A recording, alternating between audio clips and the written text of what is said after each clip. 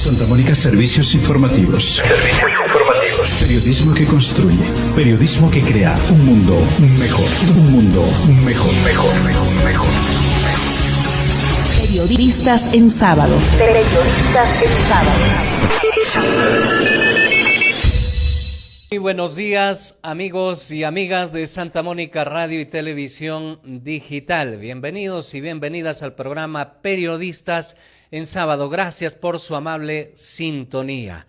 Santa Mónica Radio y Televisión Digital abre el espacio político en el marco del proceso de las elecciones generales 2026 programadas para el 12 de abril. Como medio consideramos importante educar, informar, analizar, reflexionar y concienciar a la población acerca de los diferentes aspectos relacionados con la elección de las autoridades políticas.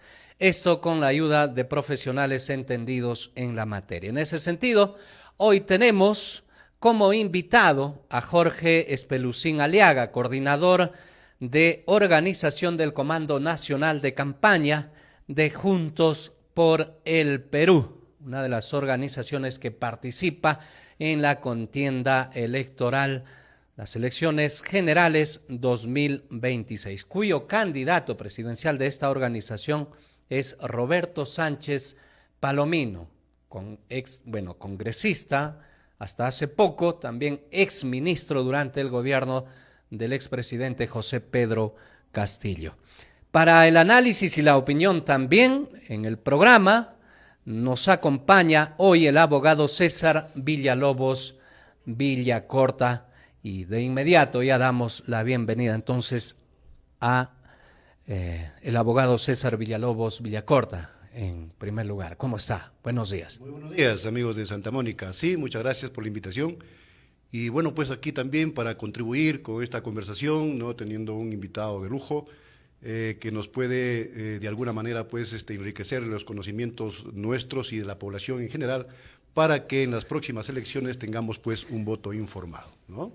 Bien, efectivamente, bienvenido a nuestro invitado de hoy, el señor Espelucín, a Periodistas en Sábado. Sí, buenos días, amigo Vicente. Buenos días a Chota, a toda la región Cajamarca, la Macro Norte. Buenos días a todos los hermanos y hermanas que nos puedan ver y escuchar.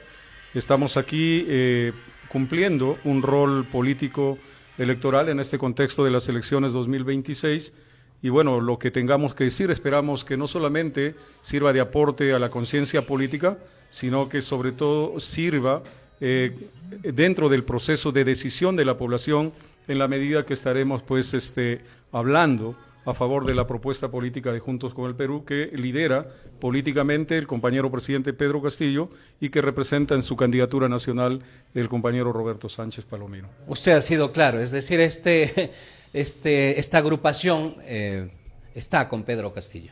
Definitivamente, yo soy el vocero político de Pedro Castillo Terrones en la alianza política Juntos con el Perú. ¿Qué piensas sobre ello? Sí, bueno, digamos que basan, digamos, su fuerza en un presidente que naturalmente fue derrocado por un sector de derecha, ¿no? Que no apoyó un gobierno de izquierda liderado por José Pedro Castillo.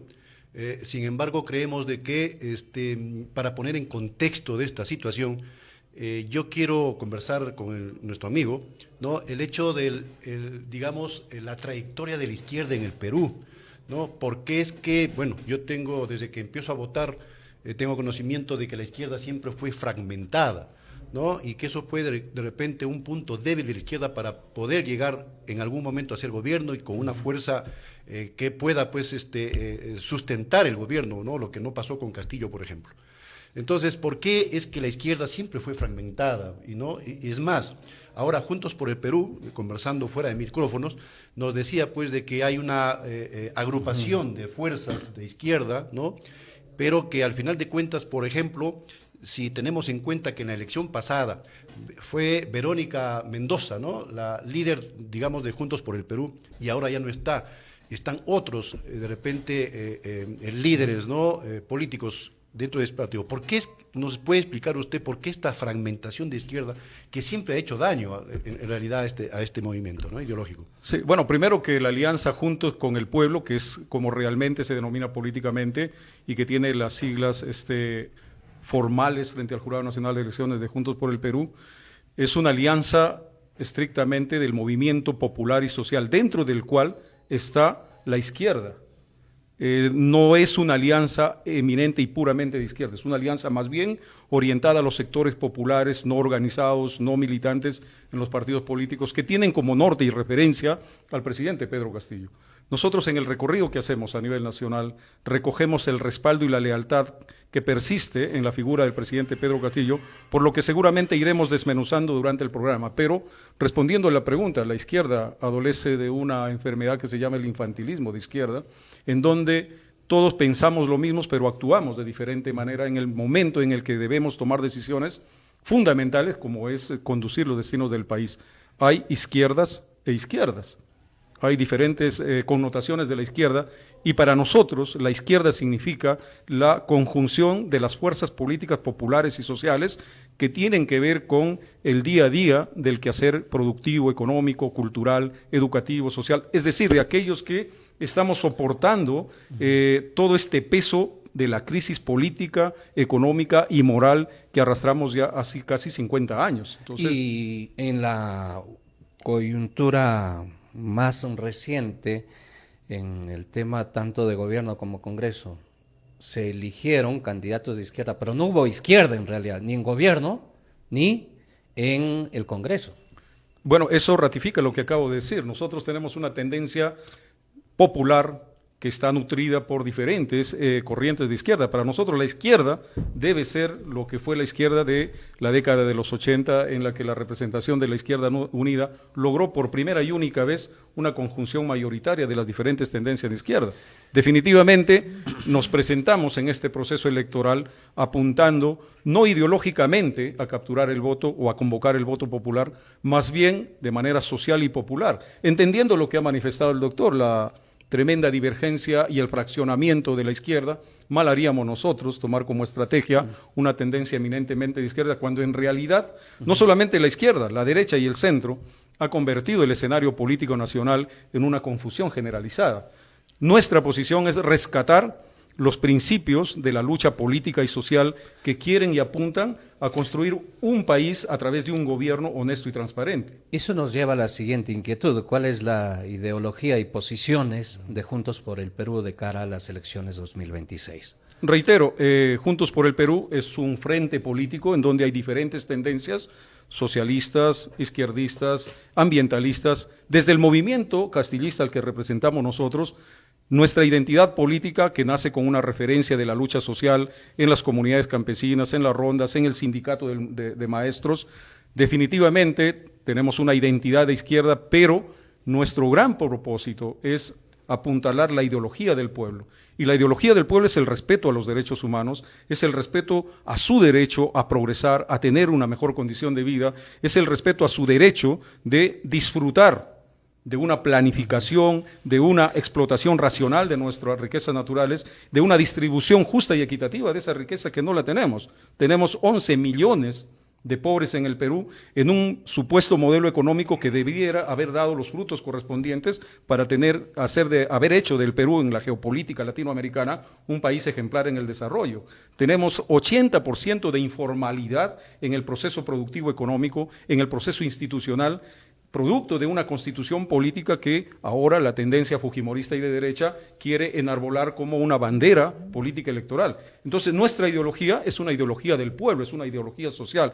Dentro de ella está nutrida por la ideología de izquierda en el proceso de buscar justicia, equidad, distribución equitativa de la riqueza, acceso a los servicios básicos, pero sobre todo acceso directo a la participación en el desarrollo, en la tendencia, en la libre determinación de los pueblos para gobernar conjuntamente con nuestras autoridades. Considerando el comportamiento de las diferentes agrupaciones de izquierda y los personajes que dicen ser de izquierda, abogado César Villalobos de Villacorta, ¿cómo ve esta aglutinación que está explicando el señor Espelucín de cara a las próximas elecciones. Sí, me parece interesante, me parece importante, ¿no?, esa aglutinación de fuerzas que tengan como un objetivo fundamentalmente el beneficio que sea el pueblo, ¿no? Entonces, desde ese punto de vista sí, me parece bien esa proyección. Sin embargo, estamos en un periodo preelectoral, ¿no?, en el que se tienen que sentar las bases y los fundamentos de cada agrupación para que se llegue a la población. Entonces, yo quería preguntarle a nuestro amigo, ¿cuál sería en todo caso la diferencia con el partido que dirige, por ejemplo, Ronald Atencio, ¿no?, que también tiene digamos, un pensamiento parecido, en el sentido de que también quiere aglutinar a las fuerzas de izquierda para que también se proyecte de la misma manera? Sin embargo, ¿cuál sería la diferencia? Y también, ¿cuál sería la diferencia con el otro candidato que también sienta una posición más o menos centroizquierdista, como es el señor López Chau?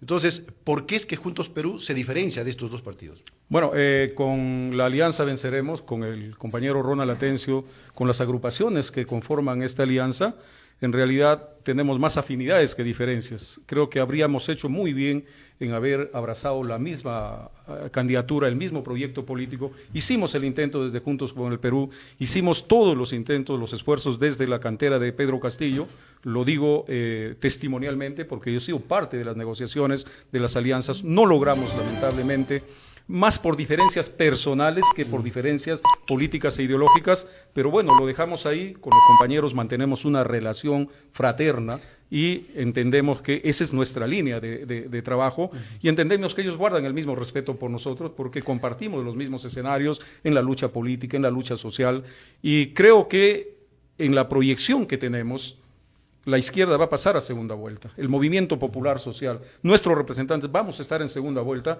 y en segunda vuelta estoy totalmente seguro que pasará lo que pasó en el 2021, en que todas las fuerzas sociales, populares, de izquierda, los movimientos, las organizaciones comunales, los pueblos originarios, las comunidades campesinas, los gremios, sindicatos, estaremos en la misma trinchera. Sobre López Chau, tengo que decir que es el caballito de Troya que está utilizando la derecha para invisibilizar en realidad la presencia de la izquierda en el movimiento social y en el escenario político nacional. Para nosotros López Chau representa no el centro izquierda definitivamente, es la derecha pura y dura, recalcitrante. López Chau tiene un origen en el escenario político de los gobiernos de Alan García, se ha mantenido durante los gobiernos de derecha y ahora definitivamente es una pieza fundamental de la derecha estratégica que está intentando fraccionar, primero el entendimiento del proceso electoral 2026 y segundo, la votación de sectores a los que nosotros también trabajamos y estamos vinculados. Señor Espelucín, usted ha hablado de agrupar, de unirse, tratar de juntar a los personajes, a las agrupaciones de izquierda con miras a las próximas elecciones. Pero ¿de qué izquierda en realidad estamos hablando? De una izquierda más teórica, hasta puede ser abstracta según los hechos demostrados, los comportamientos políticos de quienes han representado en el Poder Legislativo y hasta en el gobierno a esta tendencia izquierdista. Bueno, en realidad el pensamiento, la orientación política y en la práctica lo que estamos haciendo bajo la dirección del compañero presidente Pedro Castillo es convocar y aglutinar al movimiento popular en pleno, al movimiento social, a sus representantes y dentro de ellos trasladado ya esta alianza política Juntos con el Perú, incluir también a los sectores que quedan en nuestras bases a nivel nacional vinculados a la izquierda en el Perú. Hacer un análisis sobre el comportamiento histórico de la izquierda pues nos llevaría a conceptos muy complejos y a resultados dramáticos para nosotros. ¿Estamos hablando de izquierdistas o de oportunistas? Disculpe. Bueno, nosotros reconocemos a los líderes de izquierda, los que se hacen llamar de izquierda o los que se hacían llamar de izquierda para tomar el poder y luego confabular, complotar sobre los intereses grupistas o personales, bueno, definitivamente no son de izquierda. Perú Libre no es izquierda, Vladimir Cerrón no es izquierda, alguien que se sienta con el asesino del pueblo, alguien que se sienta con el que ordena leyes pro crimen organizado, alguien que se sienta para blindar a los líderes con procesos de corrupción, no puede ser de izquierda. Alguien que negocia a espaldas del pueblo las riquezas de nuestro pueblo, alguien que negocia los derechos del pueblo en contra del pueblo, no puede ser de izquierda. Entonces, pero llegaron ahí como izquierda, definitivamente elegidos por la izquierda. y por el pueblo. Por el pueblo. Porque felizmente el pueblo es sabio. El pueblo no se equivoca. Quienes han fallado o hemos fallado, hemos sido los que vamos representando a nuestros pueblos. Es que por eso insisto en sus alianzas. Y esa disculpe. autocrítica es necesaria porque se nos avecina un proceso electoral en el que vamos a tener que decidir sobre conceptos claros, totalmente polarizados.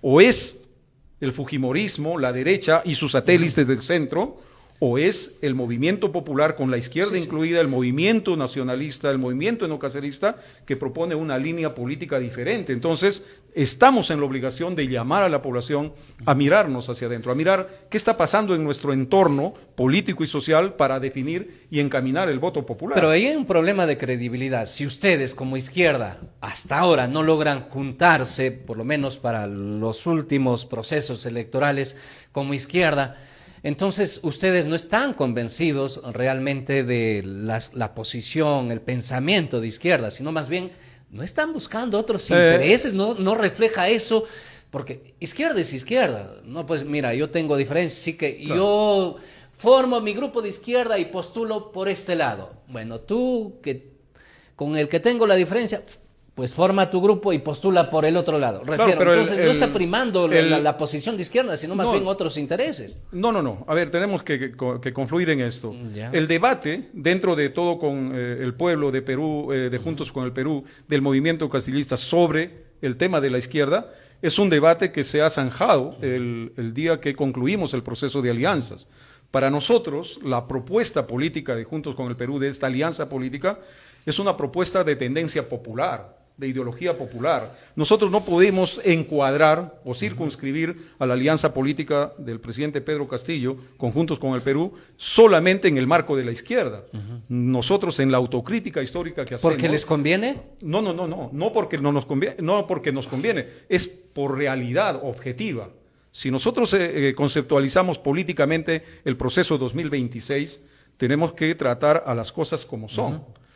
La izquierda en el Perú es parte de la alianza política, no es la alianza política, no es la ideología de la alianza, no es el programa de la alianza, es parte de la alianza política, ¿sí?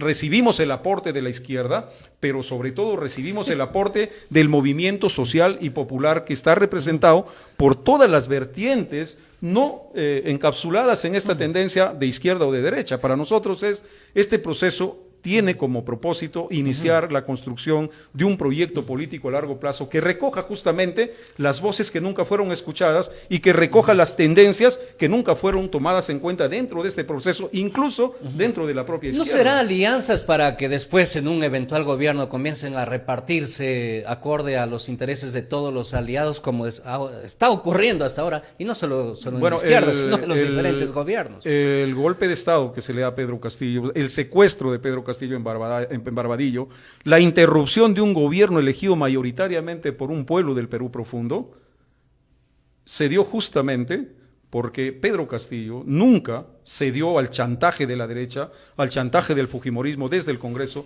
nunca cedió al chantaje de los grupos de poder económico que querían negociar los grandes presupuestos, las grandes empresas, los procesos de privatización como lo que está pasando ahora con Petroperú, y nosotros no podemos de ninguna manera conceptualizar. Castillo? ¿Lo está victimizando? No, quiero terminar la idea. Si ponemos un ejemplo, el gobierno de Pedro Castillo, la propuesta y la posición de Pedro Castillo, de ninguna manera podemos hablar de un aprovechamiento político de llegar al poder. Es más, lo que significa Pedro Castillo en esta alianza política es justamente la nota coherente, contundente, de honestidad y transparencia, y sobre todo ese ejemplo. Pedro Castillo está secuestrado porque decidió defender al pueblo antes que negociar como han hecho otros gobiernos que llegaron con el voto de la izquierda. Disculpe que le corte, señor Espelucín, pero es que usted está hablando gobierno de Pedro Castillo, y Pedro Castillo llegó al gobierno con un plan de Perú Libre. Entonces, el plan es de Perú Libre. No, a ver, el plan con el que ganó es de Perú Libre. La elección con Perú Libre también fue producto de una alianza política que confluía dentro de nuestra perspectiva el movimiento sindical, gremial, pero también del movimiento popular. Ahora, el plan desde la izquierda y el movimiento popular es coincidente. El pueblo quiere una nueva constitución, nosotros tenemos el plan de la nueva constitución. El pueblo quiere soberanía energética, institucional, económica, nosotros trasladamos esa propuesta. Disculpe, pero eso, por ejemplo, Pedro Castillo debió hacerlo desde el inicio de su gobierno, pero no lo hizo. O sea, no dio ni siquiera las muestras de lo que usted está mencionando. Pero eso... Creo que tenemos que informarnos un poco mejor. Disculpe, porque ¿en qué momento dijo vamos a cambiar la Constitución? Vamos a convocar a una asamblea. ¿No está planteado de manera pero en su política gobierno de Pedro Castillo? Correcto, él tuvo la oportunidad. En el gobierno de Pedro Castillo. Si usted revisa todas las iniciativas políticas. ¿En qué momento cuando ya fue presidente dijo vamos a Hablo de ese momento.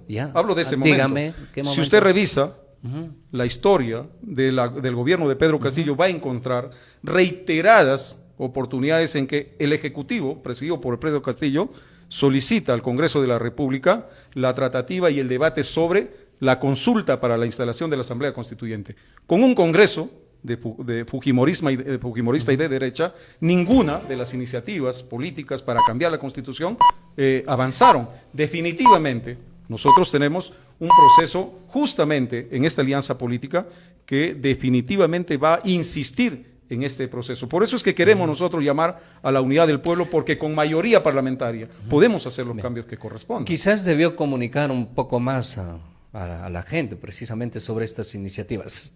Abogado César Villalobos, sobre lo que estamos conversando. A ver, nos habla de un movimiento castillista, ¿no? Sí. ¿No cree usted que Castillo más bien fue una pieza que fue utilizada por Cerrón, que es el Partido de Perú Libre, que es el creador de Perú Libre, para que al final de cuentas, y que todo el mundo sabíamos de que Castillo no representaba en realidad en ese momento una fuerza suficiente como para llegar al gobierno? ¿No es así? Entonces, ¿qué pasó ahí? Cerrón lo utilizó no precisamente para ganar las elecciones, sino para formar un grupo dentro del Congreso para lograr sus propios intereses.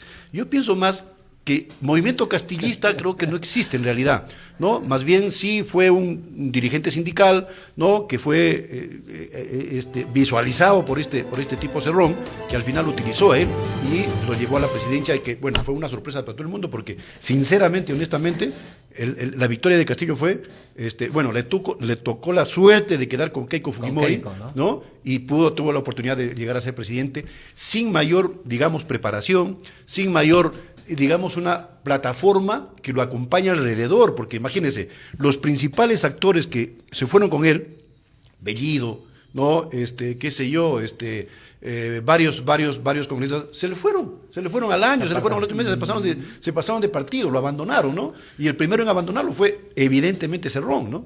Porque al final incluso se convirtió en opositor.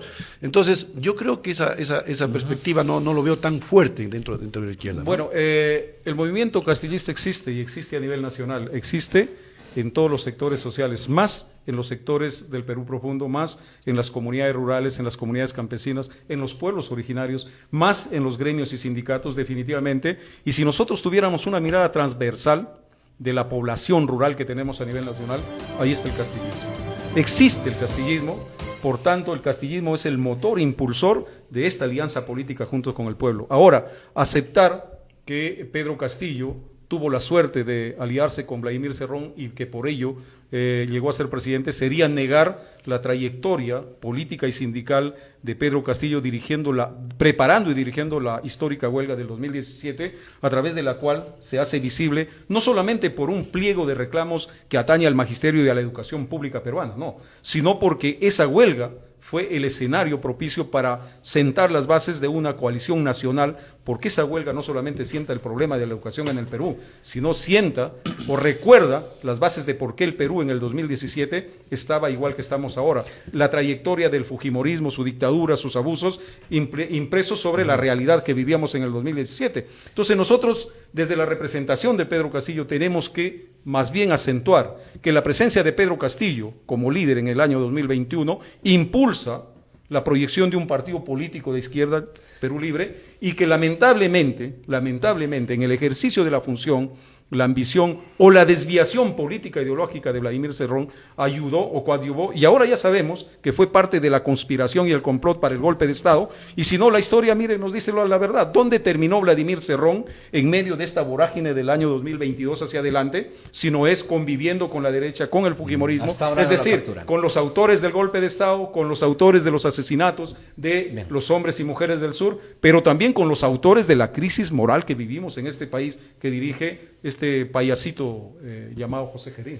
Dentro de las agrupaciones y personajes con los que está vinculado Juntos por el Perú, está el partido etnocacerista o el movimiento etnocacerista, Antauro. ¿Qué les une? No, en realidad no es Antauro, es el movimiento nacional etnonacionalista, etnocacerista, que como nosotros sabemos hay muchísimas. Con sus siglas Antauro. No. Así está registrado. Claro. Así está registrado. Nuestra alianza política, en la alianza política, es el movimiento nacional etnocacerista en pleno, en general. Llevamos al señor Isaac Humala como candidato al Senado de la República, no porque solamente represente el movimiento etnonacionalista, etnocacerista, sino que con Isaac Humala tuvimos una experiencia muy fructífera en la lucha de Conga, en la Marcha Nacional del Agua. Isaac Humala se convirtió en defensor de nuestra lucha en Cajamarca. Su hijo... Para todos es claro que nosotros, Cajamarca fue la primera región que declaró como traidor a Ollanta Humala. Le corto ahí, disculpe, pero es que Ollanta Humala, hijo del patriarca Humala, dijo agua sí, oro no en campaña, y después fue al revés. Así es. Y Cajamarca, Cajamarca le dijo traidor. Y cuando nosotros llegamos a Lima en la histórica Marcha del Agua del 12 de diciembre del 2012, ojo, el señor Isaac Humala, abogado, como es hasta ahora, él fue de la Comisión de Defensores, de Amigos del Movimiento Popular de la Izquierda en Lima, que esperó y puso a los servicios del Movimiento Popular, de las rondas campesinas, de los frentes de defensa, su actuación política. Él se mostró total y radicalmente contrario a la acción de su propio hijo, que, como sabemos, había traicionado su compromiso con los cajamarquinos cuando dijo agua sí, oro no. Pero esa historia se cuenta sola. Isaac Humala nunca estuvo de acuerdo con el gobierno de Ollanta Humala. Así es que para nosotros está claro, la alianza, la participación del movimiento etnonacionalista, etnocacerista, está dirigido a las bases de licenciados y reservistas, a toda la gente del pueblo que ha servido a la patria desde las Fuerzas Armadas, y ese es el movimiento que ahora es un movimiento institucionalizado en diferentes sectores. Tenemos candidatos etnonacionalistas, tenemos candidatos etnocaceristas, tenemos candidatos reservistas a nivel nacional, y la alianza política con este movimiento nos ha dado lugar. Y el otro hermano Humala en su momento también hizo quedar mal al etnocacerismo durante las protestas. Entiendo que al interior del movimiento ha recibido lo que ha tenido que recibir, y nosotros desde el Movimiento Popular sabemos evaluar y sabemos calificar también las actuaciones que se dan políticamente en su momento. Por eso es que yo no puedo hablar de una alianza con Antauro. Nosotros, como voceros de esta alianza política, como parte de estas negociaciones, hablamos de la alianza estratégica con el movimiento nacional etnocacerista, porque ahí hay una ideología, una propuesta que se vincula también a los intereses de nuestro programa. Una de ellas, y la más importante que nos une con el movimiento etnonacionalista, etnocacerista, es la construcción de una nueva constitución política para el Perú. Abogado. ¿Antauro Humala no es candidato al Congreso? No es candidato. No, perfecto. Yo quería entrar a ese tema, ¿no? En cuanto a escoger los candidatos que van a ser los representantes de Juntos por el Perú en el Parlamento, ¿no? Que ahora es bicameral, ¿no? Incluso contra la voluntad popular.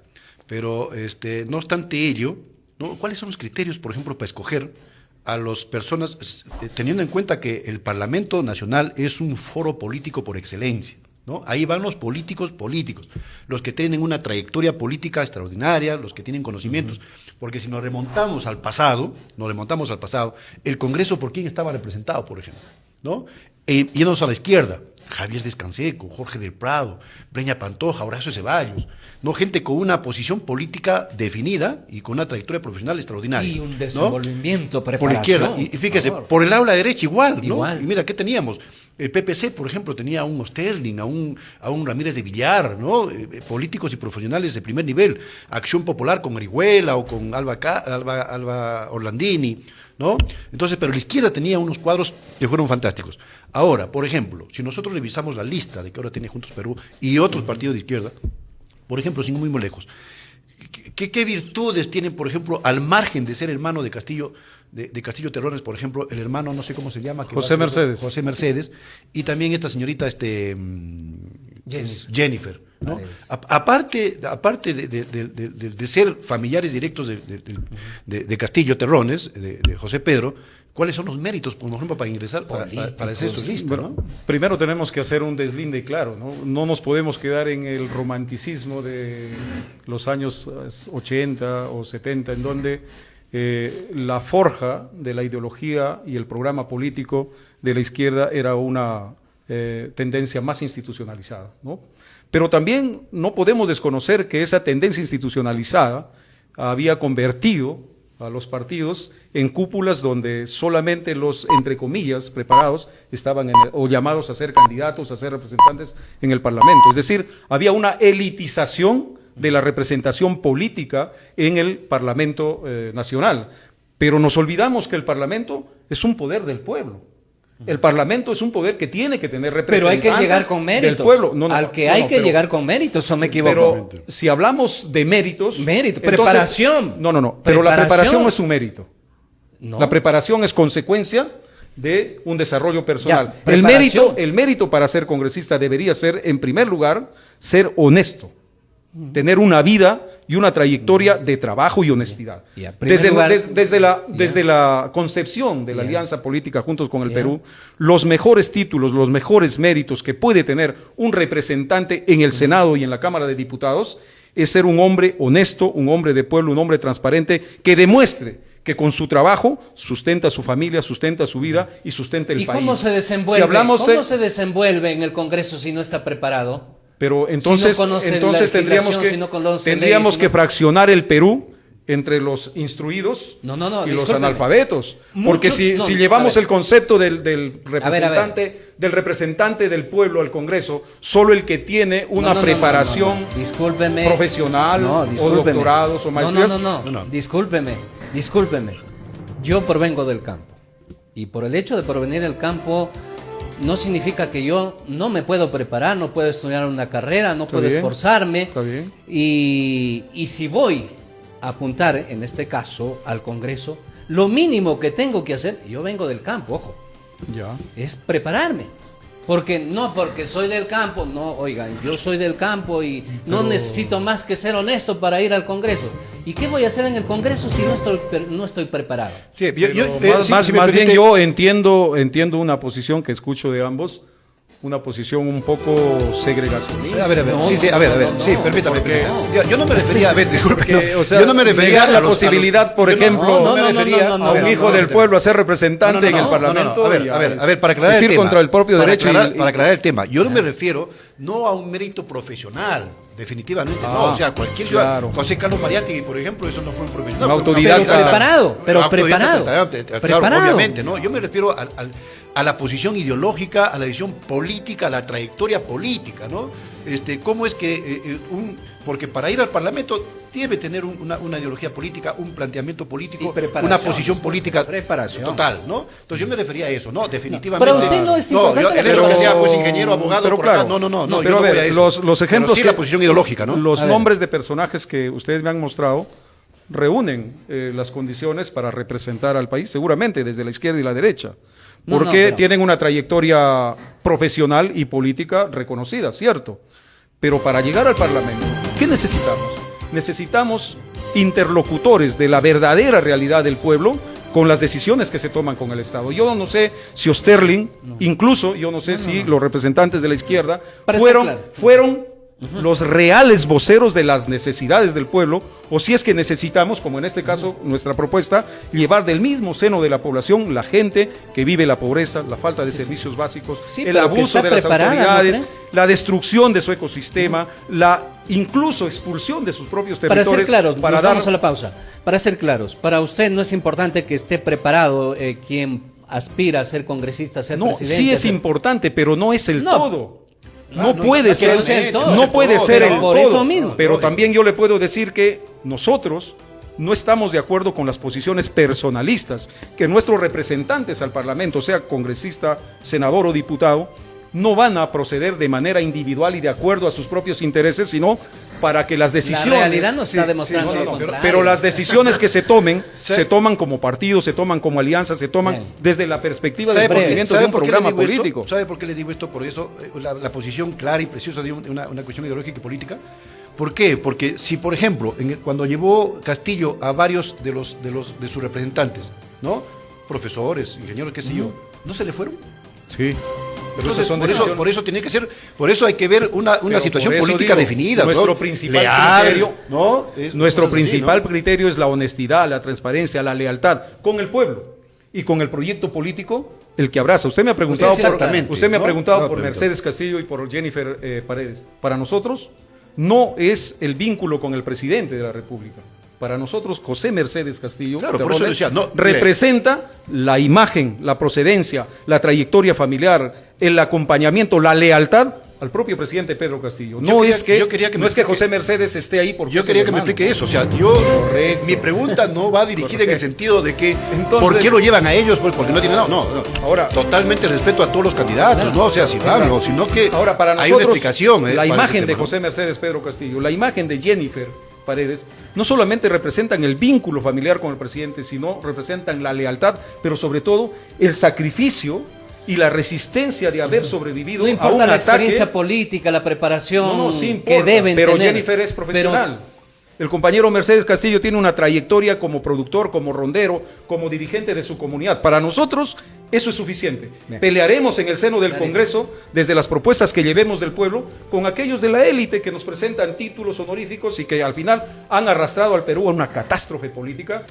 En esta parte del programa, ¿cuáles son las principales propuestas de gobierno de Juntos por el Perú para el país de cara a las elecciones 2026, dada la realidad que estamos atravesando, señor Pelusín? Bueno, nosotros tenemos un criterio transversal a nuestra alianza política, que es recuperar el gobierno del pueblo. Sobre esa base, la propuesta política y programática está acentuada sobre la instalación de una asamblea constituyente para hacer una primera constitución política del pueblo y para el pueblo, que fue el sueño, fue la propuesta, y ha sido hace muchos años el clamor popular de todas las organizaciones sociales representantes del pueblo.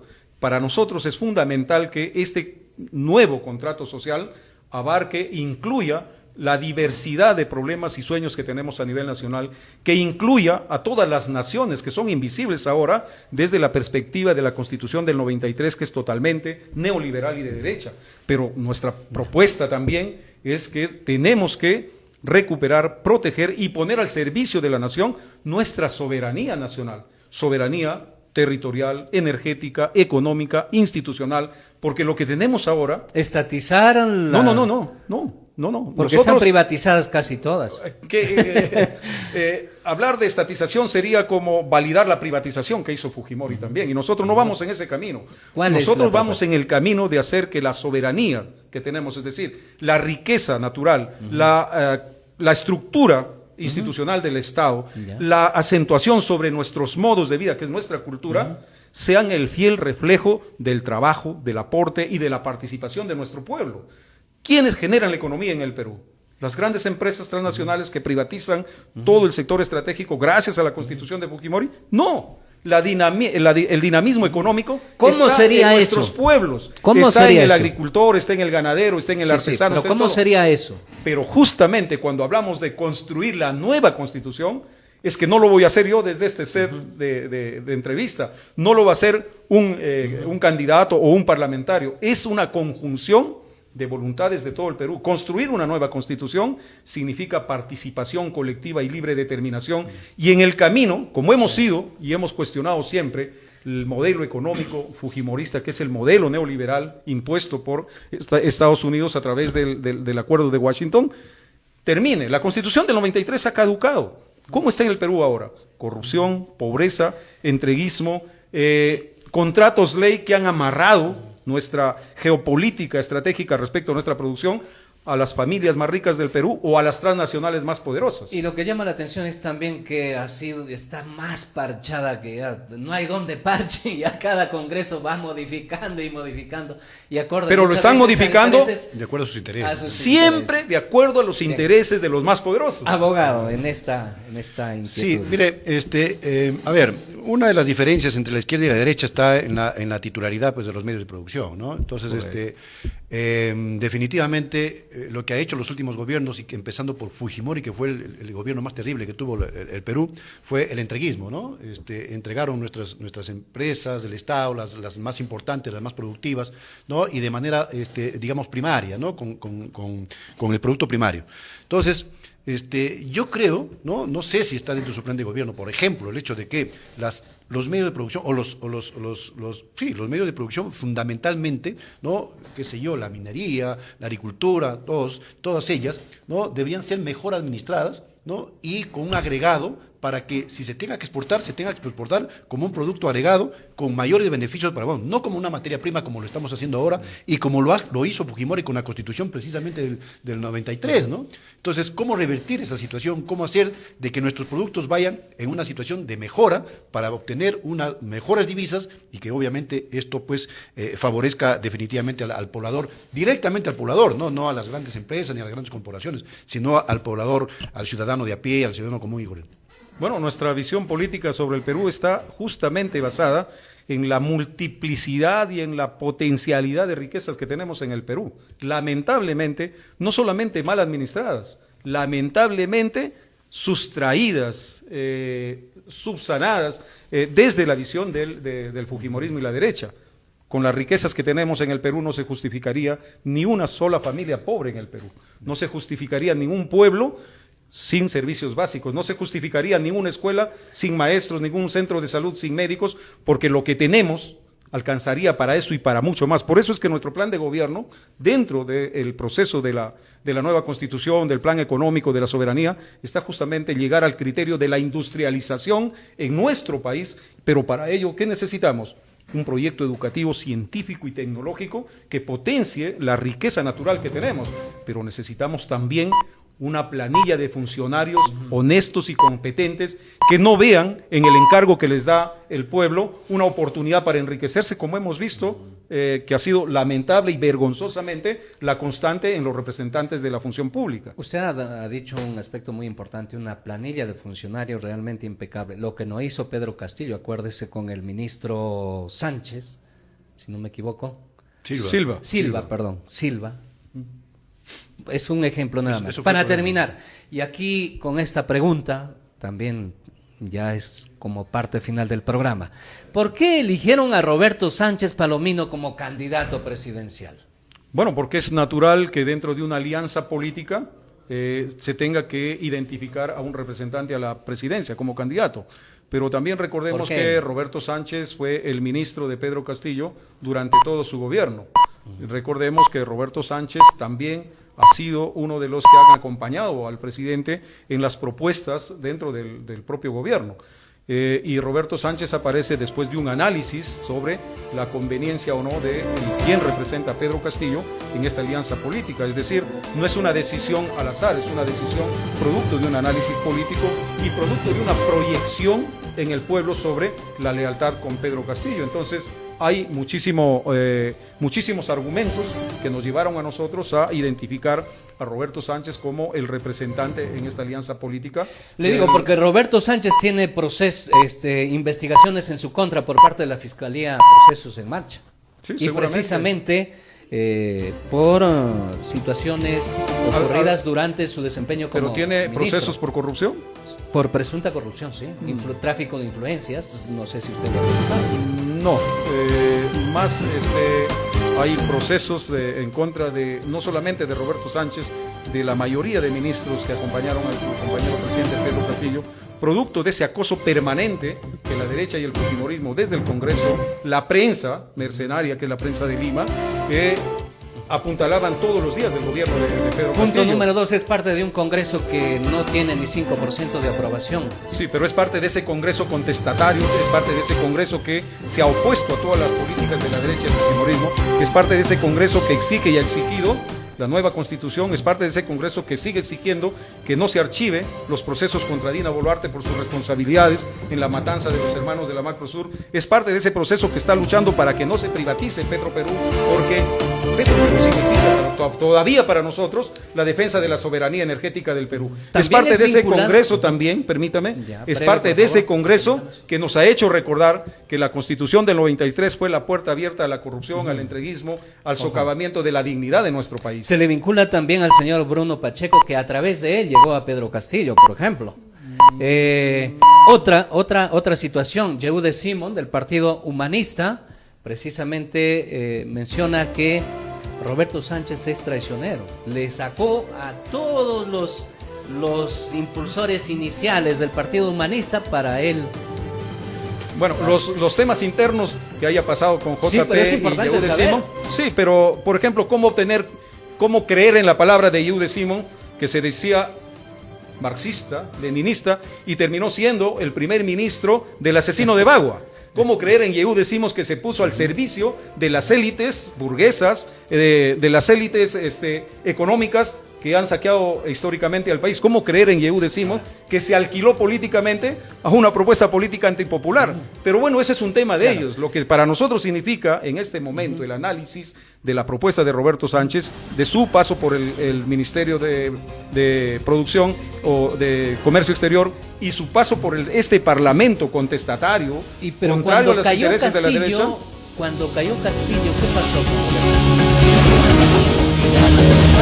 Cuando cayó Pedro Castillo, sí, cuando la policía estaba apuntando a su familia, a su hija, a él en el Parlamento, cuando este Congreso lo destituye inconstitucionalmente y cuando los altos mandos militares y policiales al servicio del fujimorismo operan de manera brutal y violenta contra el derecho de ciudadano y de presidente Pedro Castillo, Roberto Sánchez estaba en la cautela de la familia del presidente.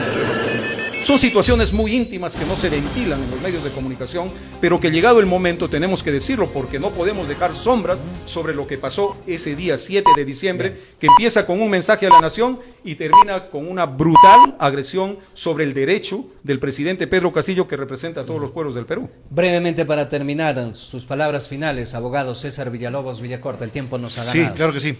Bueno, yo creo que la población tiene una enorme responsabilidad en estas elecciones que se avecinan, y que, bueno, la conversación que hemos tenido aquí con nuestro invitado son realmente fructíferas. Ojalá la población tome en cuenta todas estas conversaciones para ir educándose, ir, digamos, ya sacando conclusiones y para, ojalá, acabar con esta situación que estamos viviendo y que el futuro pues sea promisorio, sea mejor, con mejores representantes, con mejores líderes, y que el que gane pues sea el Perú, ¿no? Señor Espelucín, gracias por estar en el programa. Brevemente, muchísimas gracias. Es nuestro mayor sueño, nuestro mayor anhelo, que se cumpla lo que el doctor Villalobos ha manifestado. Estamos en un proyecto político del pueblo, para el pueblo. Estamos en un proyecto político que representa al presidente Pedro Castillo y a sus múltiples bases, pero estamos en un proyecto político cuya representación siempre serán los hijos del pueblo y los hijos del Perú profundo. José Mercedes Castillo, Jennifer Paredes, son hijos de este pueblo.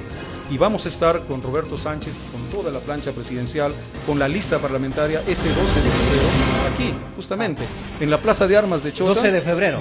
Así es, 12 de febrero. ¿A qué hora? El próximo jueves, 10 de la mañana. Y aquí en esta tierra, la tierra de Pedro Castillo, la tierra de las rondas campesinos, la tierra de los defensores del arte de la vida, estaremos presentando a nivel nacional nuestra plancha parlamentaria, nuestra plancha presidencial, y ahí podemos encontrar todos los pormenores de lo que queremos para el Perú, pero sin lugar a dudas, yo quiero aprovechar para agradecerle a usted, amigo Vicente, doctor Villalobos, por esta oportunidad. Creo que hablar de política es hablar con la verdad, hablar con respeto al pueblo y hablar con contundencia sobre aquellos que han manchado la honra, la dignidad de la institución nacional de nuestro país. Bien, amigos y amigas, llegamos al final de Periodistas en Sábado. Gracias por su amable atención, que Dios bendiga sus hogares y tengan un feliz fin de semana. Permiso. Santa Mónica Servicios Informativos. Periodismo que construye. Periodismo que crea un mundo mejor. Un mundo mejor. Periodistas en Sábado. Periodistas en Sábado.